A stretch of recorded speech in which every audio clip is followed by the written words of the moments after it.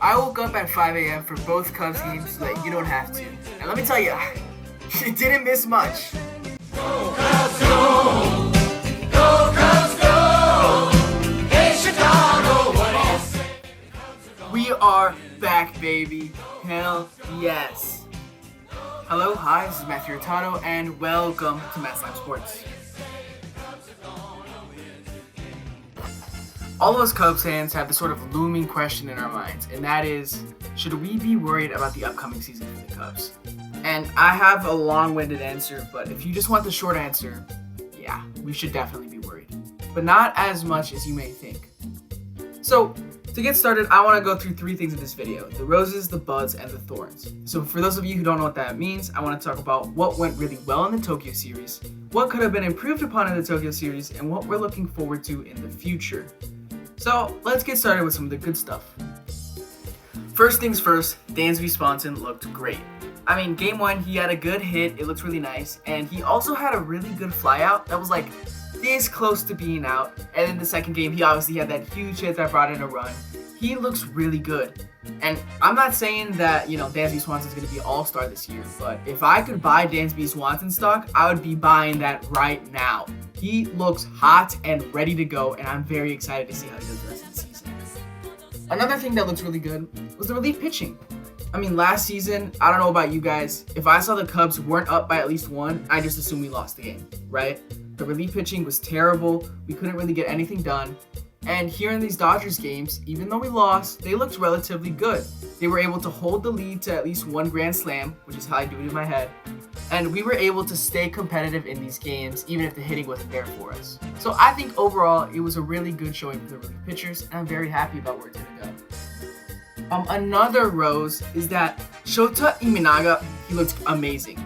He got back right where he started with 4 scoreless innings. He was able to strike some people out, which is, mind you, the best team in the league by far.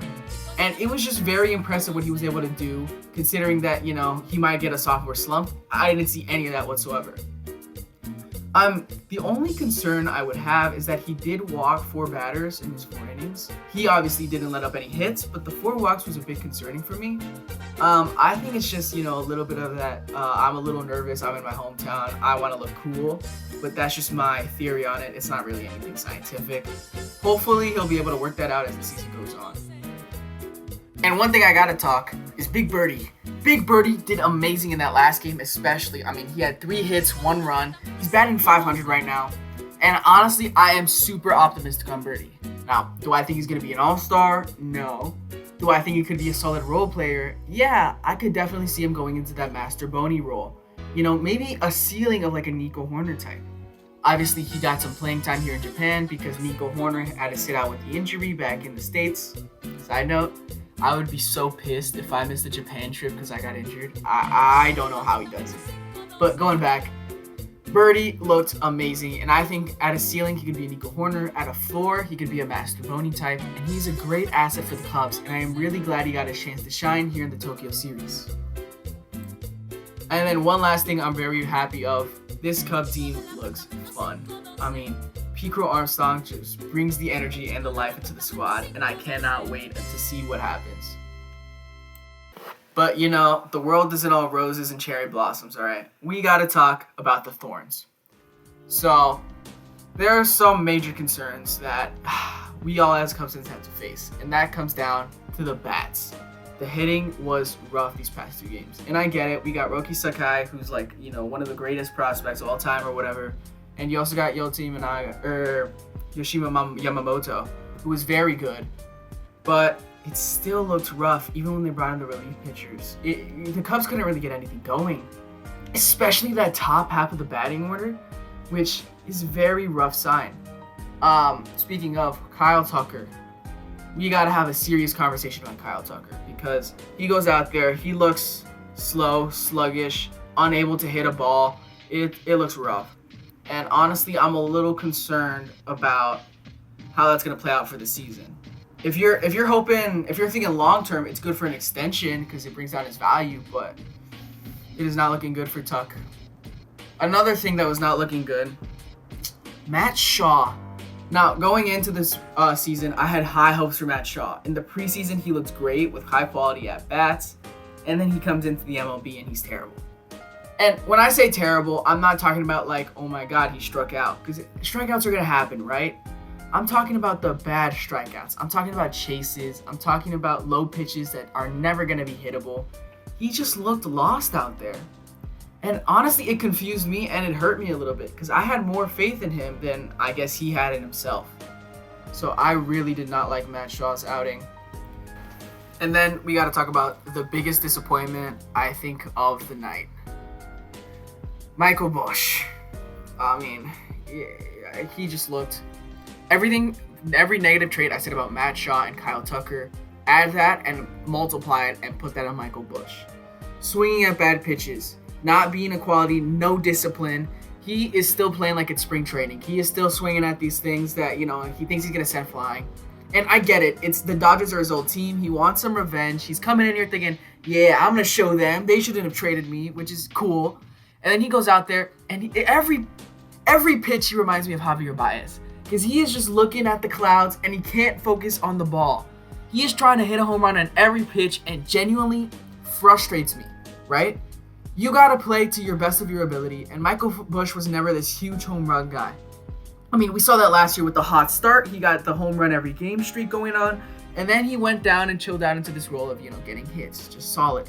But now here he is again, star chasing, and honestly, that's just not the mentality you want to see, especially out of a developing talent. And it was honestly the worst part about waking up at 5 a.m. Waking up and seeing Michael Busch get on the plate, which is just heartbreaking to see, because last year I was really rooting for the guy. Another concern is that during game 1, I was watching the broadcast and they had Jed Hoyer on for an inning. So Jed Hoyer was talking and he said, I'm very confident in this team. I think we put in all the tools, generic GM stuff. What worried me about that is that he was talking about how he's in a good place right now. He likes where we're at. And I frankly just don't agree. I think we're going to have the same hitting slumps that we had last year. And sure, the relief pitching's gotten better. But who on the starting pitching end did we add? I think Shohei Inonaga and Justin Steele are great players, but after that, we kind of take a dip in the quality. And I don't know how that's going to look like in the regular season if, let's say, one of them gets injured. And the same thing goes for bats. We need bats desperately. And if our top half of the lineup isn't performing like we are right now, it can get rough.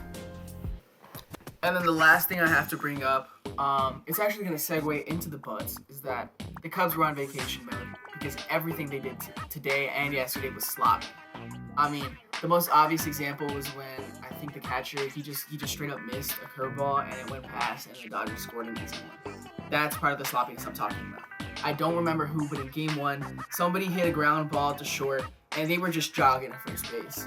They were a step behind, so if they sprinted, they could have been safe, but they were trotting there. And honestly, as a fan, that's just disgusting to see.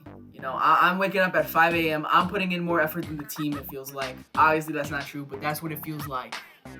But that transitions really easily into our Buds, all right? The good part is that the Cubs look like they were on vacation mode. So that means this is not them to their fullest potential. I mean, you gotta assume you're in Japan for the first time. You're gonna party. You're gonna have fun. You're gonna do all of that. So I'm not really blaming them at all.